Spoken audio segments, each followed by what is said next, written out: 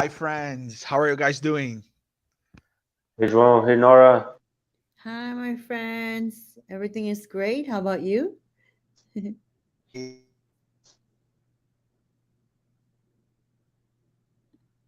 Oh, Oh, no. João frozen. Okay, well, all is well. Maybe he'll come back in a little bit. Oh, so sorry, guys. I Hey, lost he's my back. internet connection, but I'm back. Can you guys hear me? We can hear you. Yeah, Oh, loud and so clear. sorry. I don't. It literally got out, but I'm back.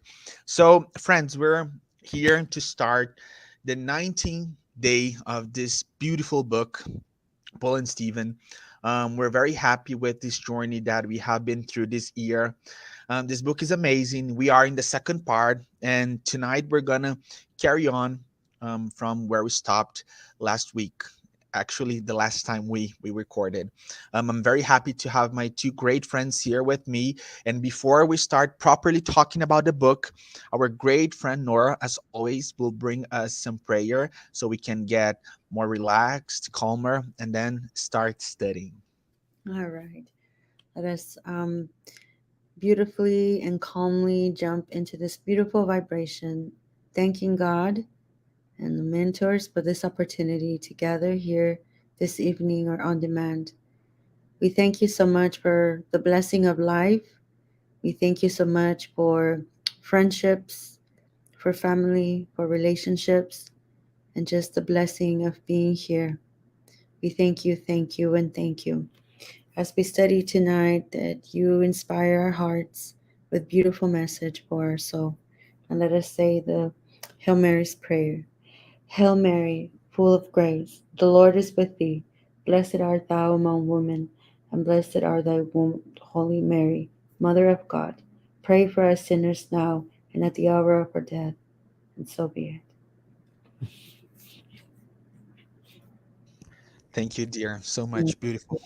So, guys, we're gonna carry on in the book in this first part as we've been doing, especially me bringing the text. And after all, after all of us have read here, we're gonna bring some comments as we've been doing. Okay.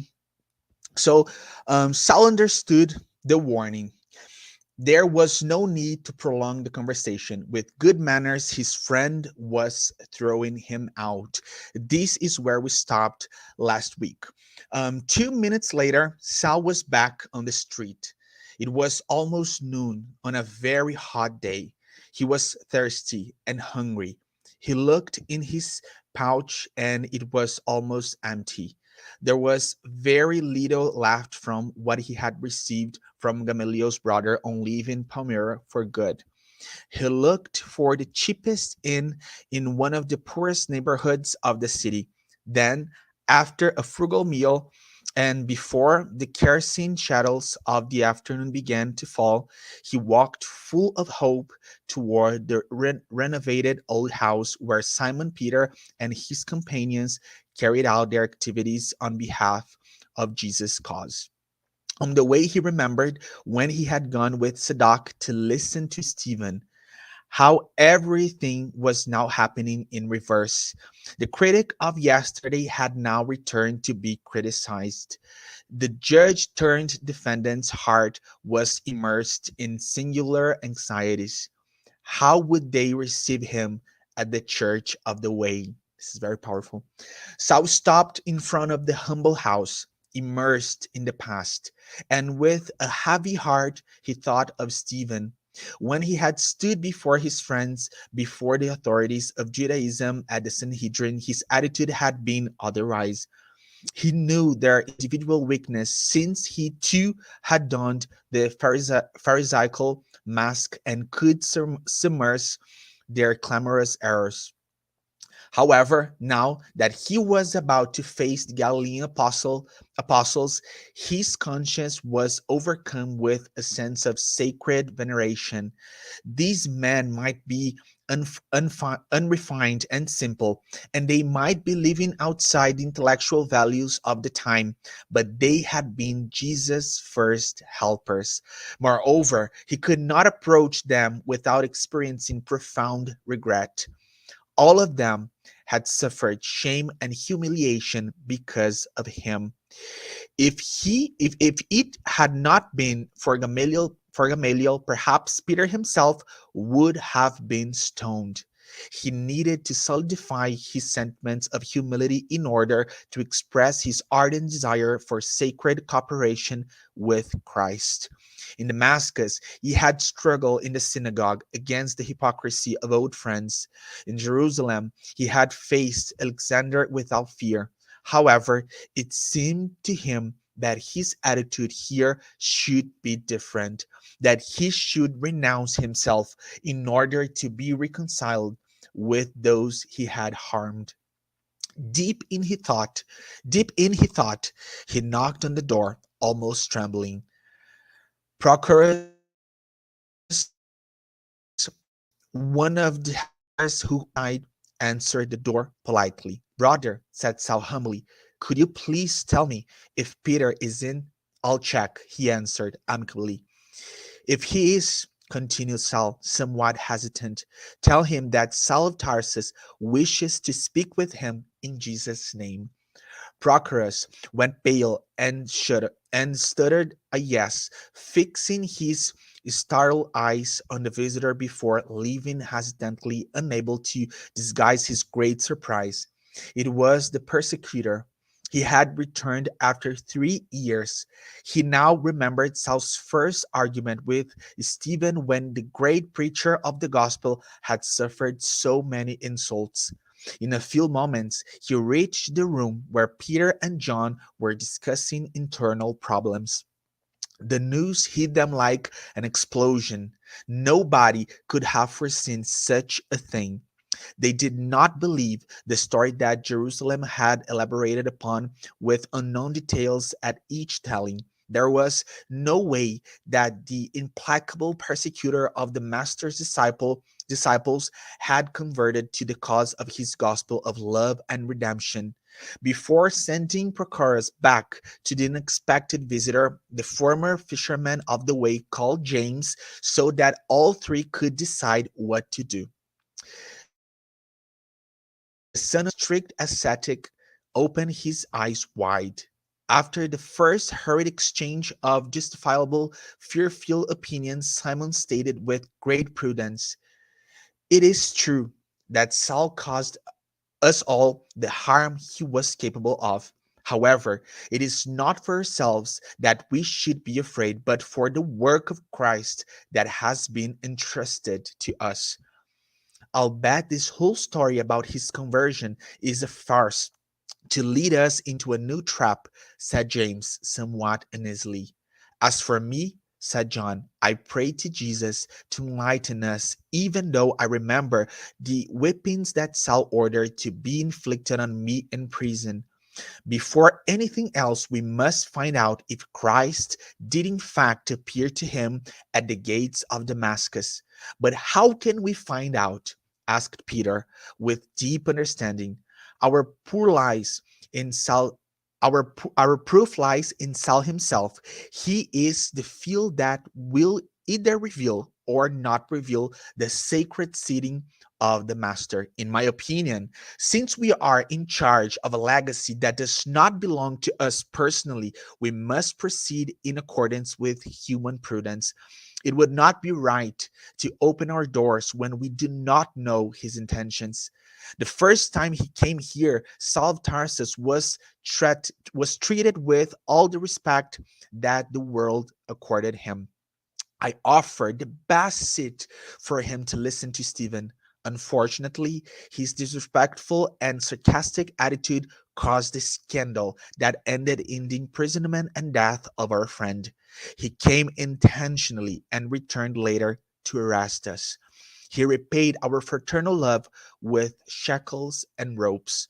Having said that, however, I must not forget the Master's lesson regarding forgiveness, and so I would reaffirm the fact that I am not thinking only of ourselves, but the responsibilities that have been entrusted to us.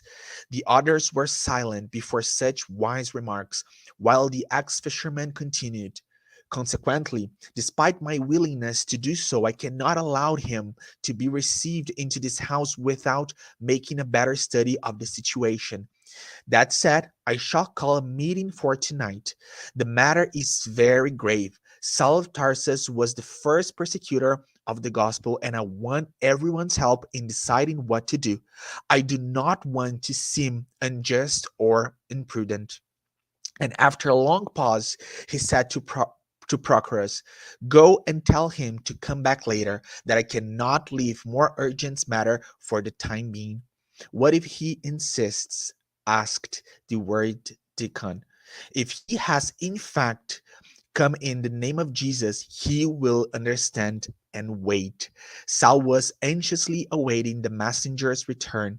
He had to find someone who could understand him and acknowledge his transformation. He was exhausted. The Church of the Way was his last hope. Prochorus delivered the message with utter hesitation. Saul understood the situation at once. The Galilean apostles did not believe him. This is actually sad.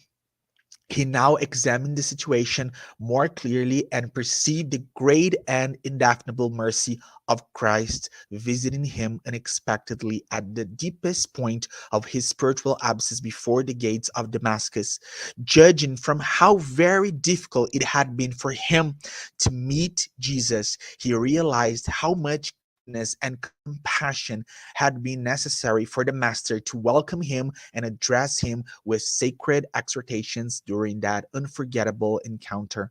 The deacon looked at him sympathetically. Saul received the reply highly disappointed. He went pale and shook as if he were ashamed of himself. Moreover, he looked ill, had sunken eyes, and was all skin and bone. "I understand, brother," he said, nearly in tears. "Peter is right." Those words moved Prochorus to the core of his soul, showing a willingness to help and demonstrating a full knowledge of the facts. He said, "Haven't you brought any sort of introduction from Ananias in Damascus?"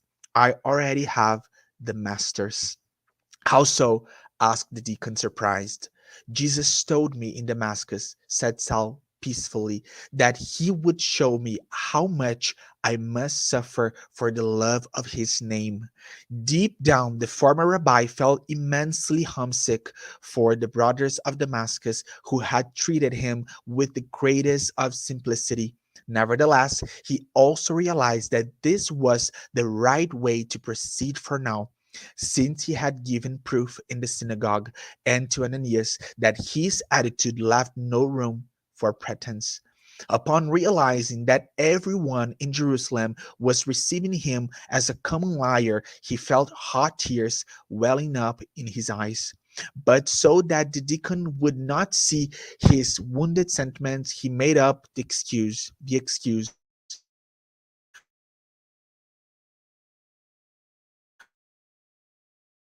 "My eyes have seen the Lord." The deacon complied immediately. In a few moments, Saul was immersing his hands in a large jar, washing his eyes in pure water. "I'll come back later," he said, shaking the hand of the deacon, who, impressed, went back inside. Suffering from physical weakness, fatigue, the abandonment of friends, and bitter disillusionment, Saul walked unsteadily away. At night, and as planned, Simon Peter, showing admirable good sense, gathered his companions to consider the matter.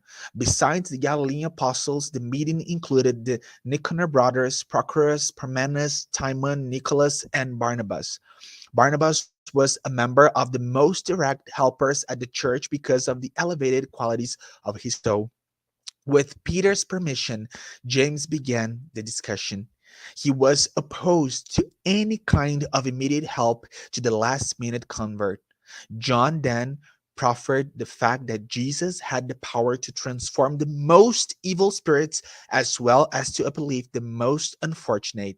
Proctor spoke of his impressions regarding the obstinate persecutor of the gospel and emphasized the compassion that his state of health would awaken in the most unfeeling soul. Barnabas, in turn, told them that when he was still in Cyprus before moving permanently to Jerusalem, he had heard some Levites describing the courage with which the convert had spoken in the synagogue of Damascus soon after his vision of Jesus. Peter was impressed with Barnabas' opinion and asked for more details. He explained as much as he knew and asked for the issue to be resolved with the greatest benevolence. Here I finish and I pass to my brother. This is very emotional, guys. And I pass to my brother Daniel. Thanks, João. So, as Peter and Barnabas were building an atmosphere of sympathy, Nicholas pointed out the maimed and the dead by the hands of Saul's henchmen. After all, Saul was a doctor of the law, fought everything and everyone who acted under Jesus' doctrine. He could be a wolf in sheep's clothing. Peter noticed the meeting was divided and recalled his mistakes in the past, like advising Jesus to stone an unfortunate and his denial on the master in his last hours. And yes, Saul could have been lying, which would picture him even more despicable than before. But since he was actually in need, no reason could be considered to refuse assistance. Peter noticed James was preparing to defend Nicholas' speech. Then he continued by remembering that Jesus recommended his disciples to be gentle as doves, but wise as serpents. What if Saul was actually a wolf in disguise? What could they do about it? Kill him. Goodness can't be held back by fear, and this is a very important phrase that I'd like to comment later. Um, James, and Nicholas were disarmed and silenced to cover the meeting. Peter then proposed the plan of sending Barnabas to meet Saul because they didn't know each other, and thus no bad feelings about Jerusalem would be triggered. And everybody agreed to that. Next morning, Barnabas went to meet Saul at the inn, and the man he saw was ill, displaying fatigue in every gesture. Great affinity was established between them after Saul telling about his journey and his vision of the Master. Barnabas paid Saul's expenses to the innkeeper and invited him to go to the Church of the Way. Saul hesitated, naturally, but Barnabas insisted, saying that Jesus helped us all because we need it, not because we deserved it. Saul was humble and ill. Barnabas could not associate him to that dreadful things he heard. Both headed towards the Church of the Way, and Saul was received right away, and Peter, surprised by his look, welcomed him in name of Jesus, engaged in a very important conversation. Saul told about his journey, recognized the harm he caused, and depicted the vision that converted him into a new man, aware of his spiritual needs. Next, he showed Le- Levi's, I don't know, Levi's parchment that Gamaliel gave him. That was enough to conquer the assistance he needed from the people he once presented. So this is so important, this parchment from Levi that everybody started to trust him and accept him inside the church. This house is yours too. This phrase from Peter summed up the purest Christian charity. And now I can pass the word to Nora. It was a bit fast, but that's it. Wow, that just like wow, it just came in. So let me see if I can add the slides to the stream. Yeah, okay. Yay. All right, here we go. So we're just gonna read to continue off with the story. Their guest was very touched, remembering the past. He felt his self-esteem wounded, but at the same time he prayed to Jesus to help him not to disparage the opportunity to learn. So he says, I accept, he answered. I will stay with you while my health needs care. And as if having great difficulty in adding a request to the favor he had just accepted, after a long pause in which he was making an effort to speak, he asked movingly, if possible, I would like to occupy the same bed that Stephen slept in when he was generously sheltered in this house, which was like, wow. The first time I read that, I just stopped, like I couldn't believe it, right? And now we're going to see how this particular request helps him heal and understand different perspectives. It says here Barnabas and Peter were greatly moved. They all had agreed not to mention the preacher who had been slain under a hail of mockery and stones. They did not want to bring up the past in front of Damascus convert, even if his attitude turned. Um, Peter nearly wept at hearing Saul. He very graciously acceded to Saul's request and took him to the room. And so he's in the room, and just being in the room, he saw the parchments, and it says that um, despite his fever, Saul rejoiced, which is so beautiful. That even though he was feeling sick, and there's all of these emotions coming over him, he still manages to have that light, that little breakthrough, right?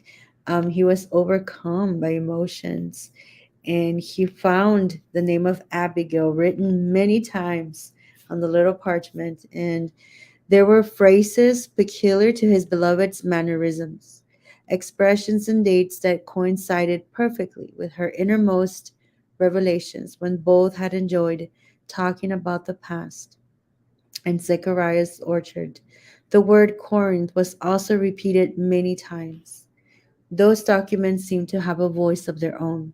They spoke to his heart of a great and holy fraternal love.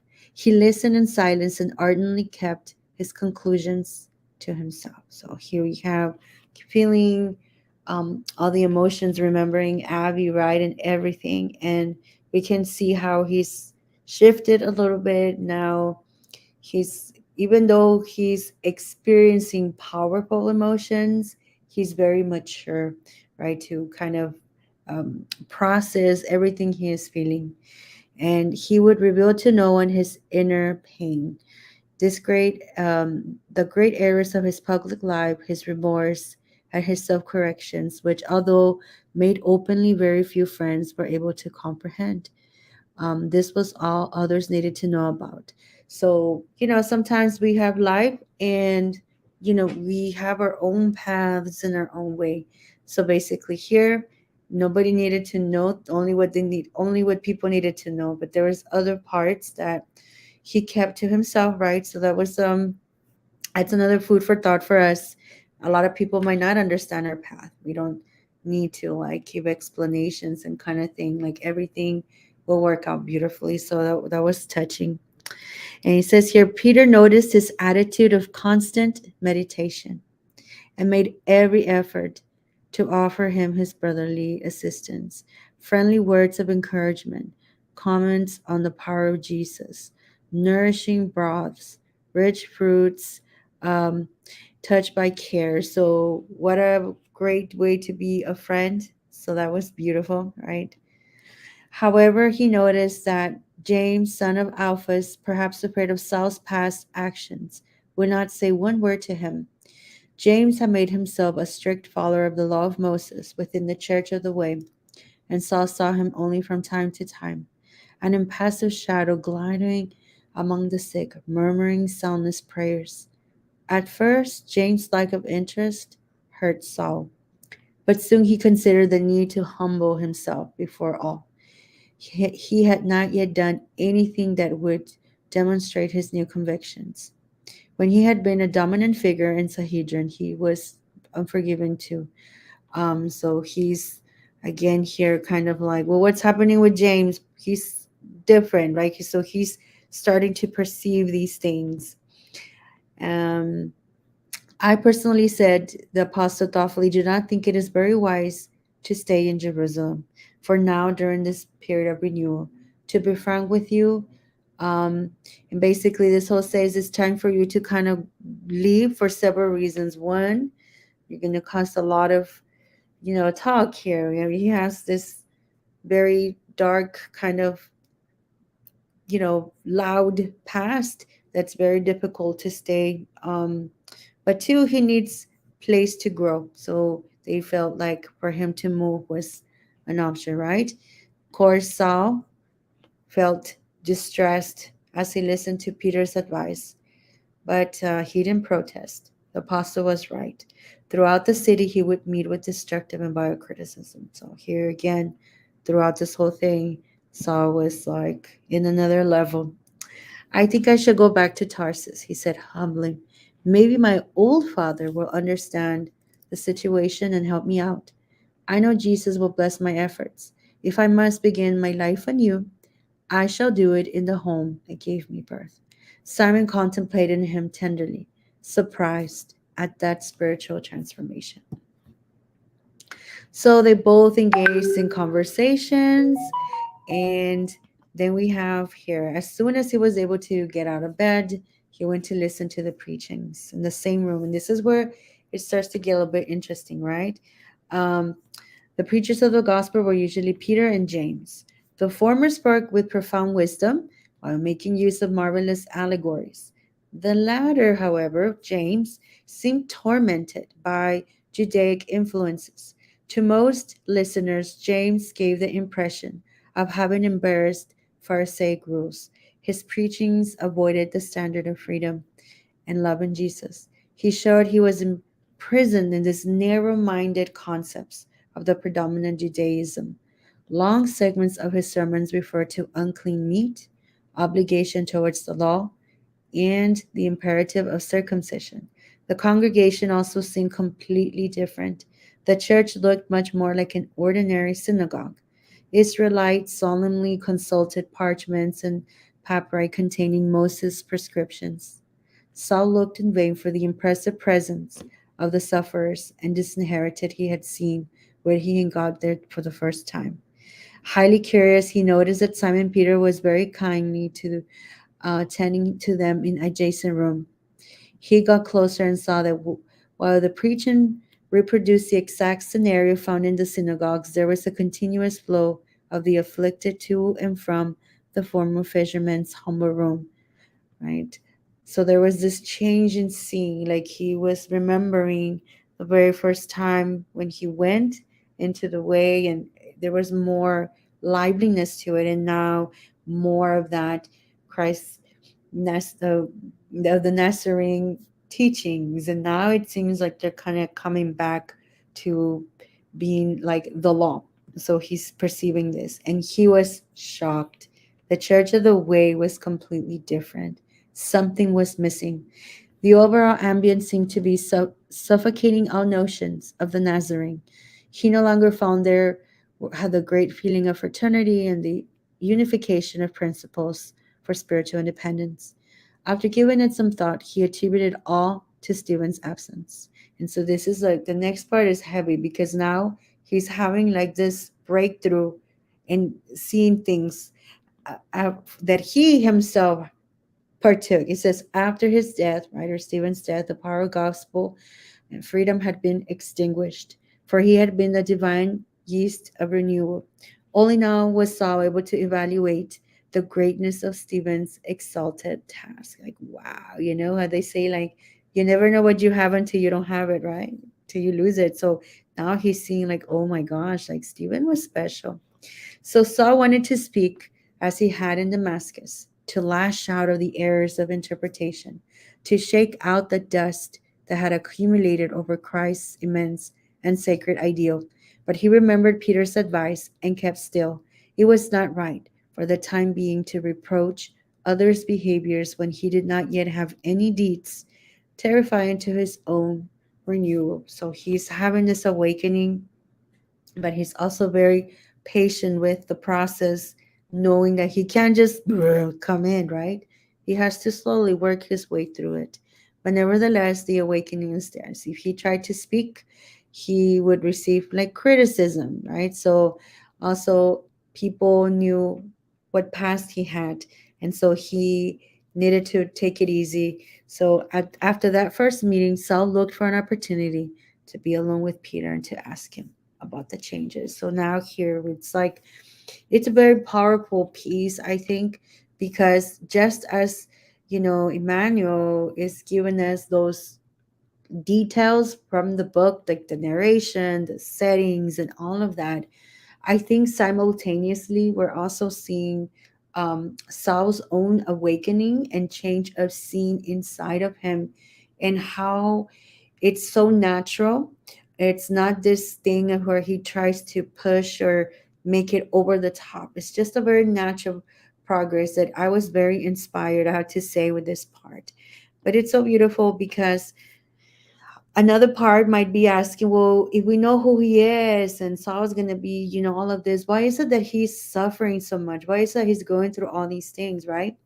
And in the Spirit's book, question 501, the question is, what is the role the spirits, uh, what, excuse me, let me start again. What is the role the spirits have in our lives covered? Why do they not openly protect and guide us, right? Because here we have from the first, second, and third parts together. um, on the surface, we might think, well, he's not getting any help. It seems like he's getting worse and worse. He finally goes to the way, and then they tell him you're gonna have to leave. Like, where is his protection? Where is his progress in this, right? But progress is not the way we see it. The spirits see progress like this. If you could count on their support, but you would not acquire experience or anything if only they did everything. Like, in other words, you have to put your part. You need to exercise your own power. Okay, the action of the spirits is regulated so that um, your free will is maintained. Without responsibility, you would not advance. So this is what we're seeing now. We're seeing Saul, even though he's on the surface, he's some difficulties, and he's finding more of God, and yet it seems like things are getting harder, but in actuality it's the other way around, because he is opening up and having an awareness, right? He's having those experiences for growth, and he's using his free will. So that was beautiful. And of course, the spirits book says, do spirits influence? Yes, he had a lot of influence in that part, but now we see it like the good spirits telling him, take it easy. You don't need to share every detail of your pain, or you also, when you saw those changes, right, those spirits, those mentors were like keeping him calm. It's relax, find your place, talk, you know be creative in how you approach, be tactful. And so all those things that we are seeing here, those minute details that Emmanuel throws at us, are actually huge, because this means that now he's in that vibration of the spirits, right? So I think that to end this whole part, I this was super interesting.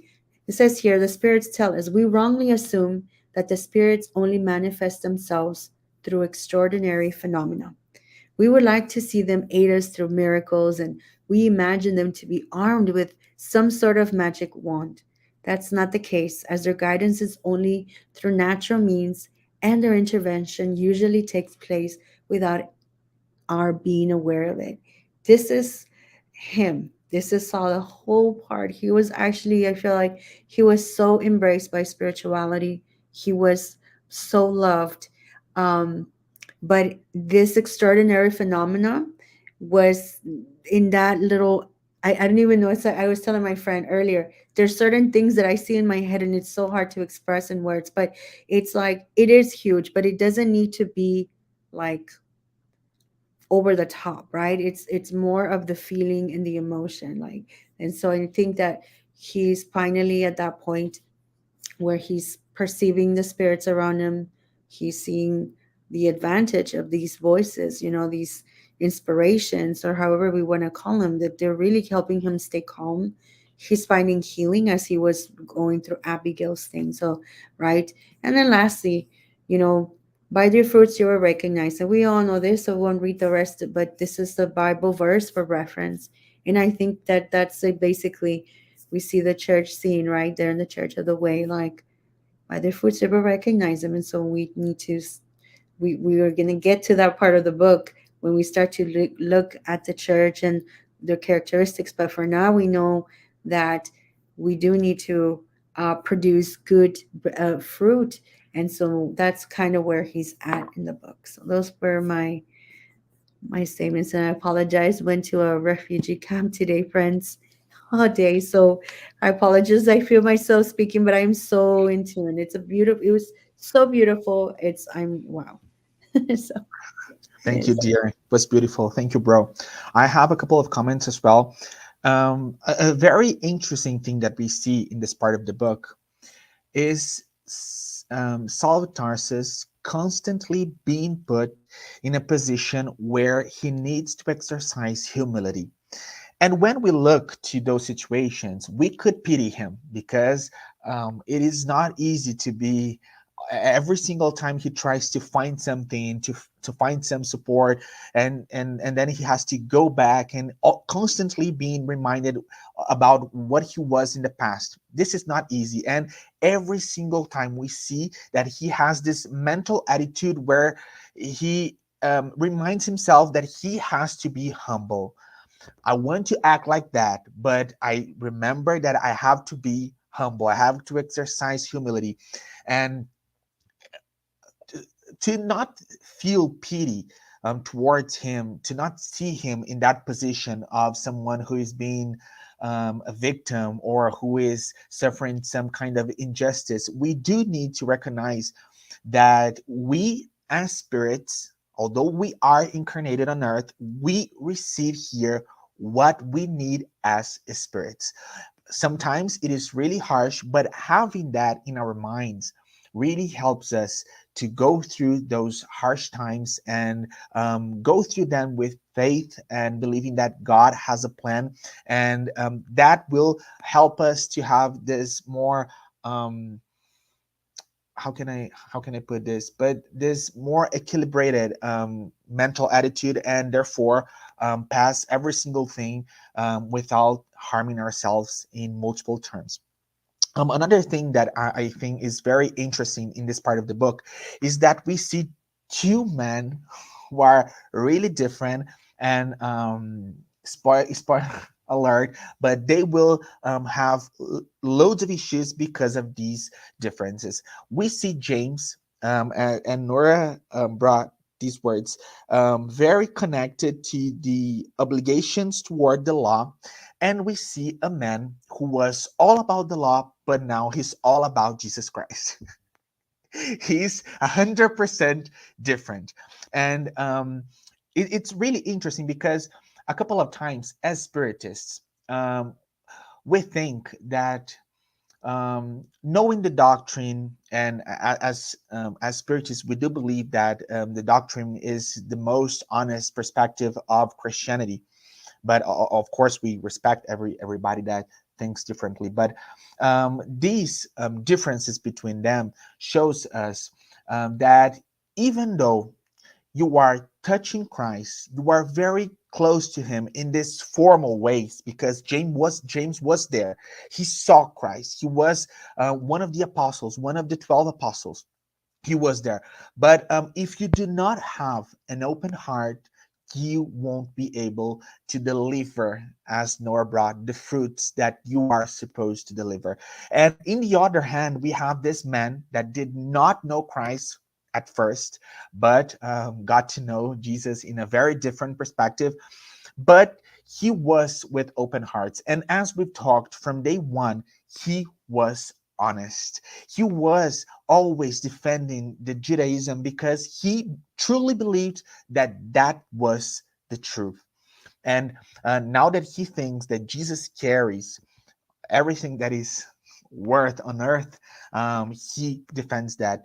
It's really interesting when we see them and bring to nowadays and think about spiritism, because a couple of times we have much ways of knowing the doctrine, and we have multiple opportunities when it comes to knowing nice people in spiritism, having access to beautiful books, and yet we um, we see and we find people, especially here in Brazil, that can't even read, people that literally can read, and they profess spiritism in a very different and honest and truthful way. This is beautiful, and we see that it's not about having the possibility to touch these amazing things, even touching Jesus at all. It's about having an open heart. And this is what I having an open heart talk to you guys tonight is in the Spirit's book, question number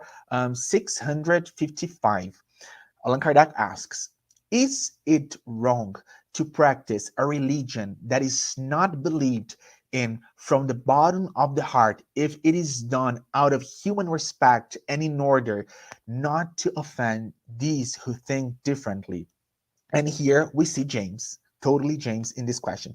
The answer, the elevated spirits answered. As in so many other things, the intent is the rule.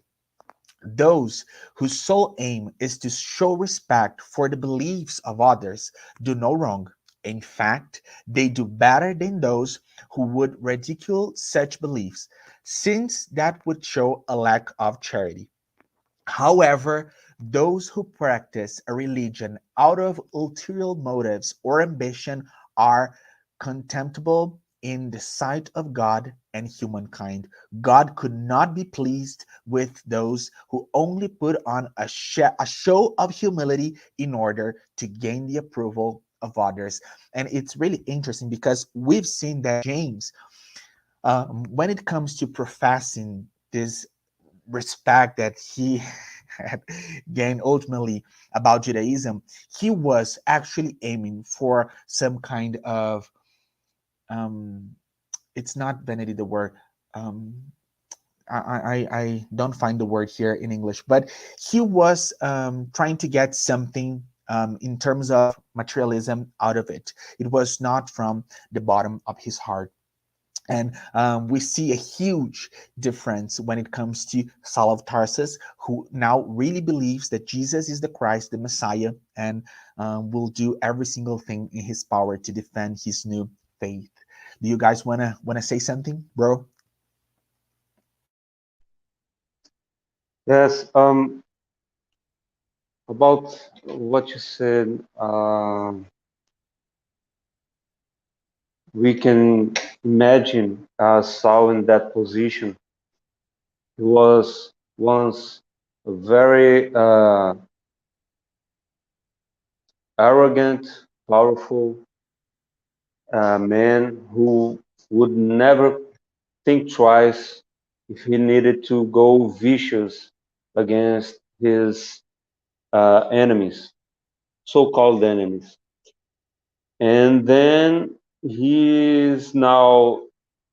was then in need, profoundly in a profoundly humiliating situation, having to ask his former enemies for help, and talking about the very same master that he fought. And then some might say, well, that's what he deserved. Deserved to suffer all these situations, these humiliations, such as you told us. But in that part,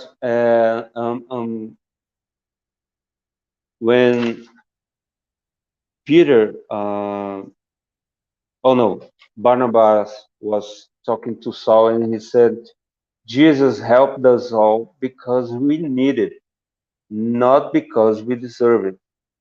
So it's not a matter of deserving to be humiliated, but that's what he needed. And it's a, as you said about the reading the Spirit's book, the intent is the rule.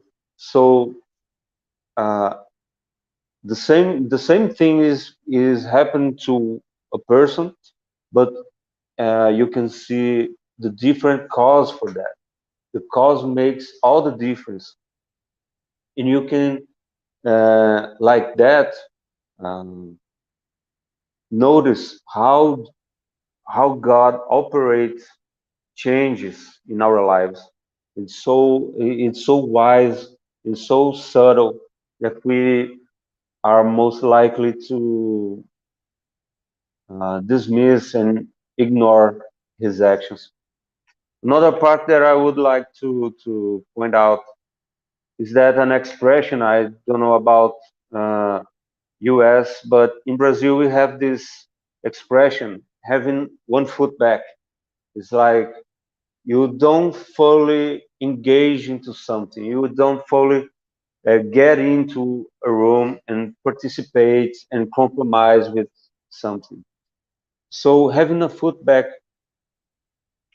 means uh, that you will hold back everything that you are, that you think, that you feel, and you won't participate in what is going on. And we see Saul in that situation, that meeting at the Church of the Way. Saul was facing imminent rejection, and even though he had the courage to go in and to open his heart, to put all the cards on the table, and Peter to uh, control and bring a new energy to that meeting, he opened his heart and and talked about some painful, really painful and shameful mistakes he did uh, in that sacred opportunity to be with Jesus. So they put the cards over the table. They were open-hearted, and this is exactly the opposite of having one foot back. And this phrase touched me very deeply. Goodness can't be held back by fear.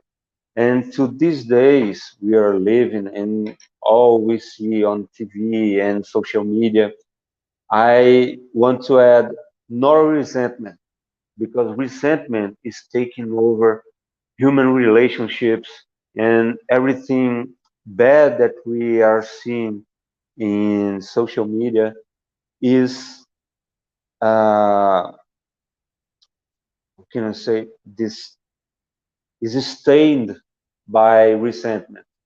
Resentment is everywhere, and we are holding back our goodness, because if we compare um, our society nowadays to 2,000 years ago, we can clearly see that we now desire goodness more, much more, incomparably more than we did at that time.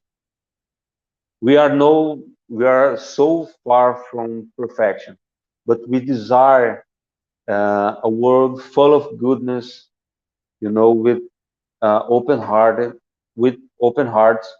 But we all have, most of all, have one foot back, willing not to be hurt, not to be deceived, and we are opening wounds.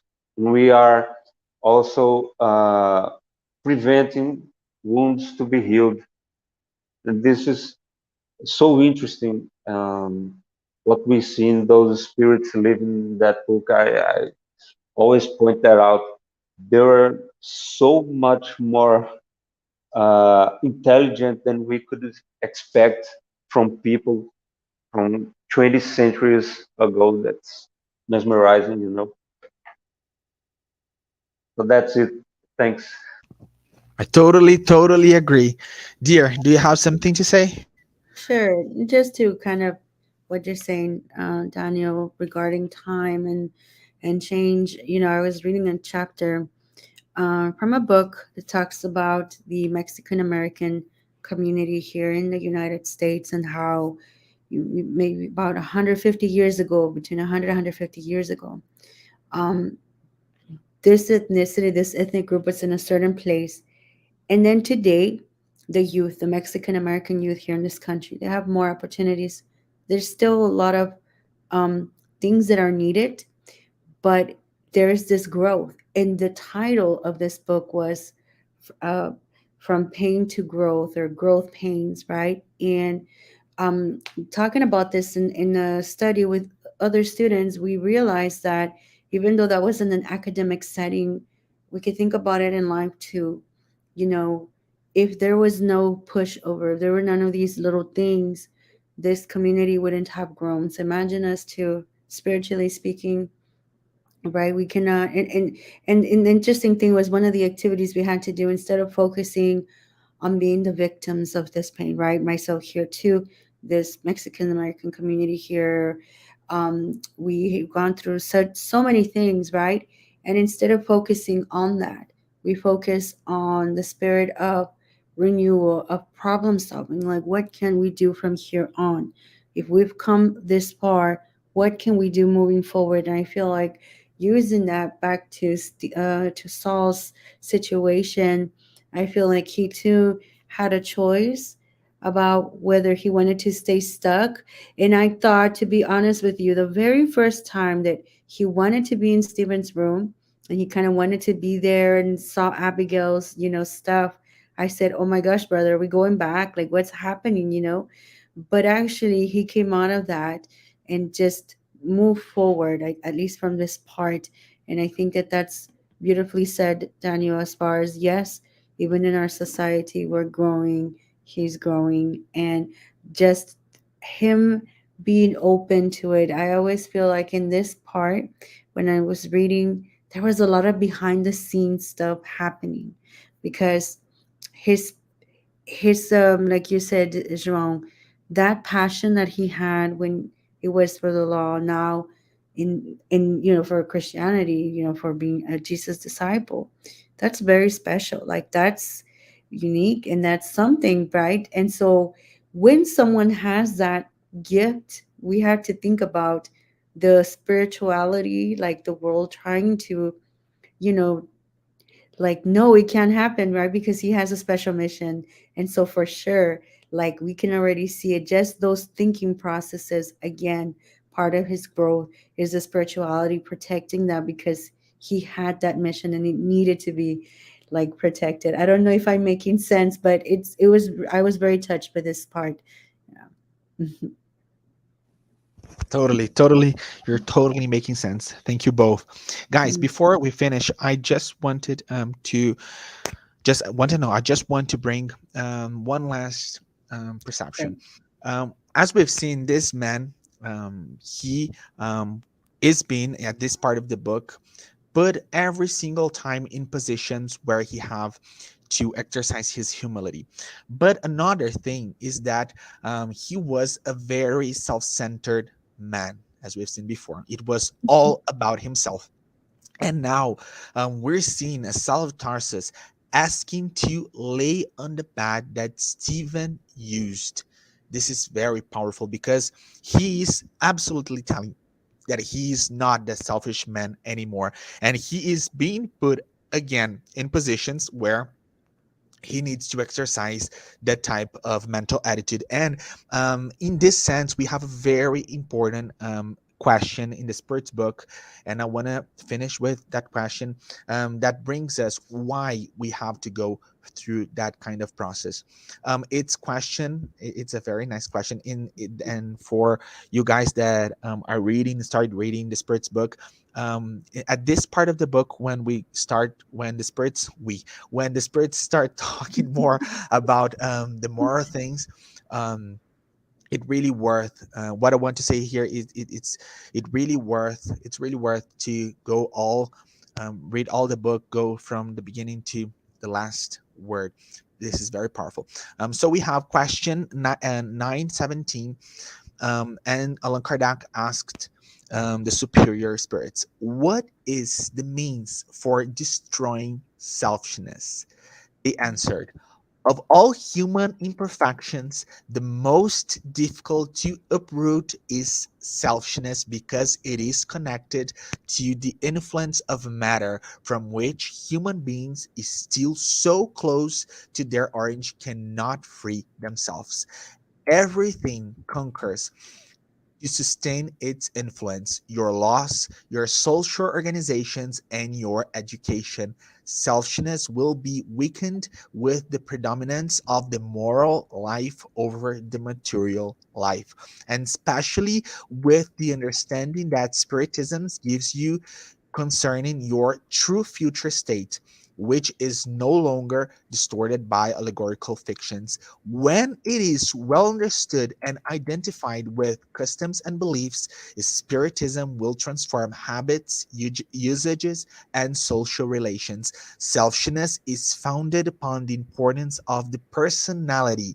When well understood, I repeat, Spiritism enables you to see things from such an evolved point of view that the sentiment of the personality somehow disappears before the doctrine's immensity. Upon destroying the self importance and showing its real nature, Spiritism necessarily combats selfishness. If it is the shock that humans experience from the selfishness of others that usually makes them selfish in turn because they feel the need to put themselves on the defensive, seeing that others think only of themselves and not of them, they are in turn led to be concerned about themselves more than about others.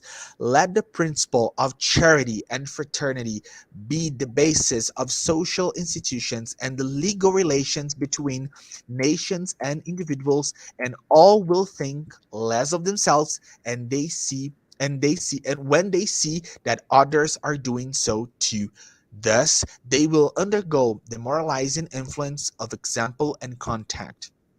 In the light of the present overflowing of selfishness, true virtue is needed to sacrifice one's own personality for the sake of others. This is really meaningful, who generally do not recognize it.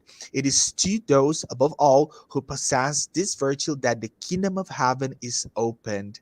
For them, specially, is reserved the bliss of the elect, because I can truly tell you that on the day of judgment, those who have only thought of themselves will be cast aside and will suffer abandonment. This is a message by Felanin.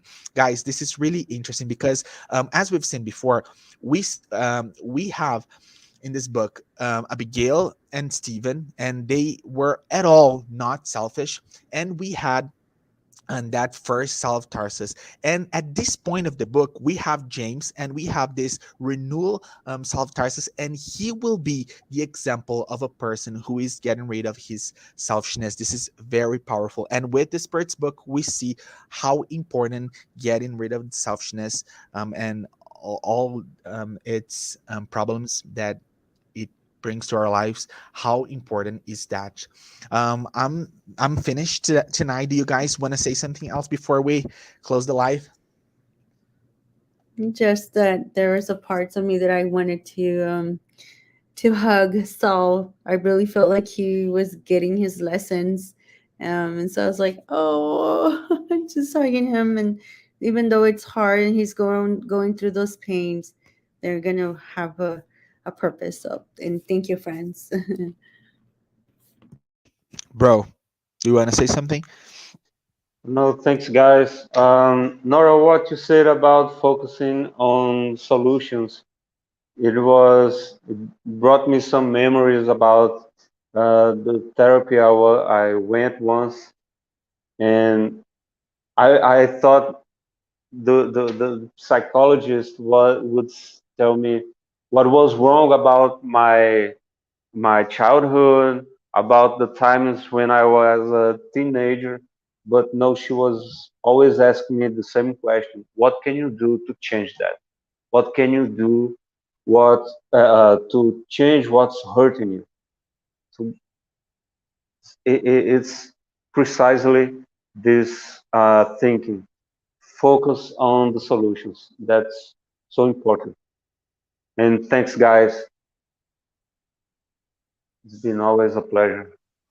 Thank you guys so much. I want to thank everybody that's here with us, that's accompanying the studies on demand. Thank you guys so much. I'm very satisfied and grateful.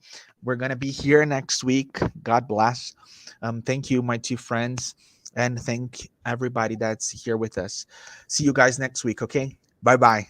Bye, guys. Bye, João. Bye, Nora. Bye bye.